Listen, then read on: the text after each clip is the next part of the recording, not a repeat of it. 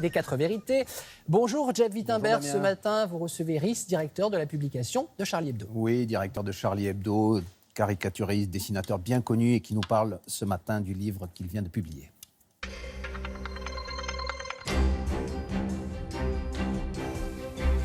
Bonjour Rhys. Bonjour. 1 minute et 49 secondes, c'est le titre de votre livre, j'en parlais. Et 1 minute 49 secondes, c'est le temps exact qu'a duré l'attaque meurtrière de Charlie Hebdo contre Charlie Hebdo le 7 janvier 2015. Une attaque au cours de laquelle vous avez perdu nombre de vos amis, Sharp, Wolinski, Honoré, Cabu, T-News, Bernard Maris. 12 personnes ont été assassinées ce jour-là. Vous-même avez été lourdement blessé à l'épaule. Et pourtant, vous écrivez dans ce livre, il est précisément impossible d'écrire quoi que ce soit. Pourtant, vous l'avez fait. Qu'est-ce qui a permis, le temps peut-être, de mettre des mots sur l'horreur que vous avez vécue ? C'est sûr qu'on ne peut pas écrire sur ces choses-là dans les mois qui suivent. Il faut du temps déjà pour comprendre ce qui vous est arrivé. Et même quand on arrive à peu près à trouver les mots, on est toujours un peu frustré parce qu'on sait qu'on n'arrivera pas à tout dire. Donc je vais essayer de dire ce que j'ai pu. Voilà. Alors, je vous ai entendu dans une de vos interviews dire que vous vouliez publier ce livre pour qu'il serve d'abord au public, comme si vous aviez peur qu'on oublie un jour ce qui s'est passé le 7 janvier 2015, qu'on oublie qu'on a tué pour des caricatures. C'est votre crainte, ça ? C'est une crainte qui est peut-être un peu irrationnelle, qui est peut-être un peu excessive, mais je pense que c'est pas de trop de donner des éléments aussi, peut-être pour ne pas oublier, quoi. Et pourquoi ? Parce qu'il y a une forme de, je ne veux pas employer de mots galvaudés, mais de révisionnisme par rapport à ce qui a pu motiver le fait que des tueurs soient rentrés dans un journal pour tuer des gens. Il y a toujours effectivement la crainte qu'on oublie, ou disons qu'on se souvienne mal, que des inexactitudes s'accumulent avec le temps. Parfois, la mémoire aussi réécrit les choses. Donc, quand on écrit noir sur blanc les choses, on fixe les choses. Et est-ce qu'il est important qu'on prenne conscience que une opinion, un dessin peut tuer aujourd'hui et hier, donc il y a 4 ans et demi ? Est-ce que vous pensez qu'on a oublié ça ? Je ne crois pas, mais c'est bien de le rappeler. Et c'est bien de rappeler que le fait d'être dessinateur et journaliste en général, c'est toujours risqué, quoi. Donc c'est pas un métier anodin et c'est pas facile. Alors, la mort, vous l'avez côtoyée de très près le 7 janvier 2015, mais vous l'avez côtoyée aussi, si j'ose dire, tout au long de votre existence. Vous racontez dans ce livre, on apprend que vous aviez 20 ans et vous avez travaillé dans une entreprise de pompes funèbres. Il y a aussi des reportages au Mozambique, vous avez vu des morts, des corps mutilés, et vous avez cette phrase... L'humour est parfois la seule issue pour espérer échapper à la folie. Est-ce que ce sentiment, il ne vous a jamais quitté ?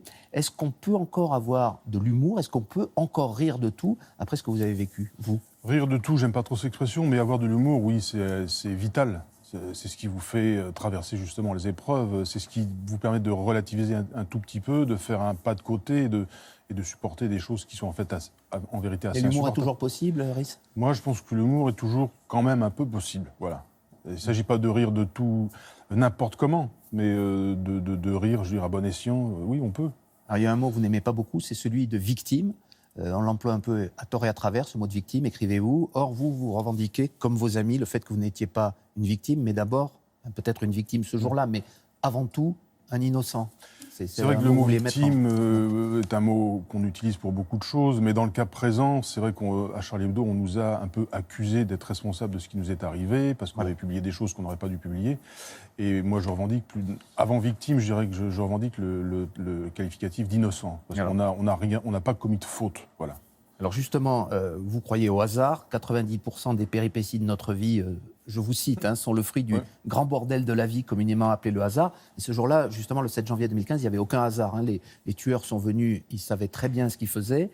Et je rebondis sur ce que vous disiez, qu'est-ce que ça vous fait de lire encore aujourd'hui qu'il y a des gens qui considèrent que vous l'aviez bien cherché ? C'était notamment le cas du terroriste de la préfecture de Paris, il y a quelques jours, qui s'était réjoui de l'attentat, on l'a appris. C'est un peu déplorable, c'est un peu déprimant, mais qu'est-ce que vous voulez, c'est la nature humaine. On est obligé de cohabiter avec des gens qui ont cette vision confuse du monde. Que faire ? Bon, on peut juste le déplorer, mais on ne pourra pas...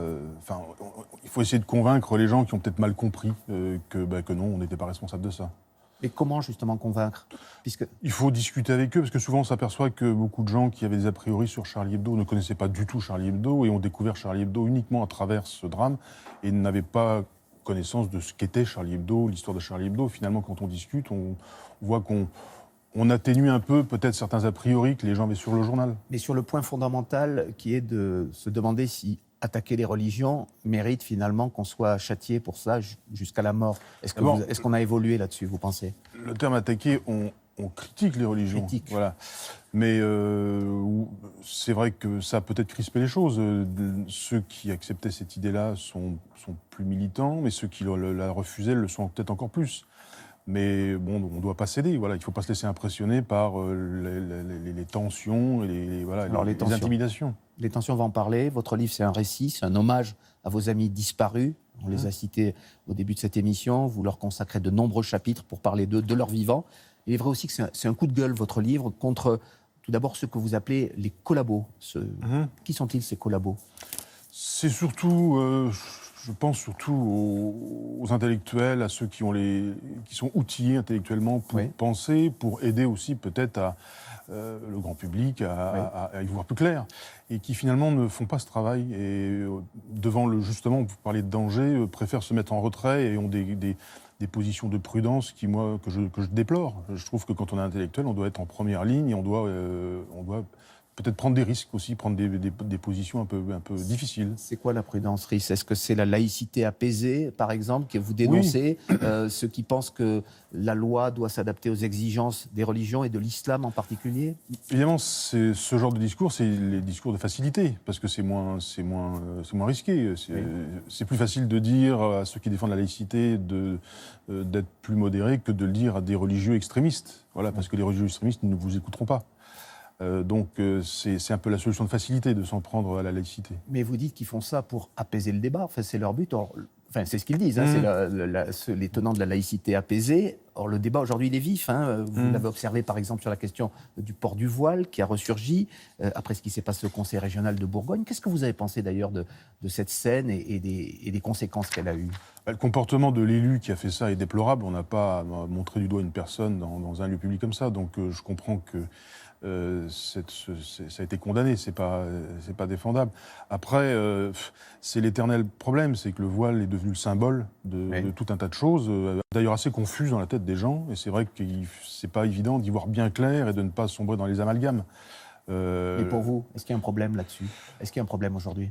Plutôt que de problème, je dirais que on constate qu'il y a au sein de l'islam des clivages entre ce qu'on pourrait appeler un islam moderne et qui accepte les règles de la modernité, puis un islam plus traditionnel, plus conservateur, on va dire. Et le voile semble être le symbole d'un islam conservateur. Mais les partis de gauche, les personnalités qui ont signé une tribune dans le journal Le Monde, qui dénonce un climat islamophobe dans le pays, qui s'est révélé à cette occasion, vous en pensez quoi? Il y a un climat islamophobe en France?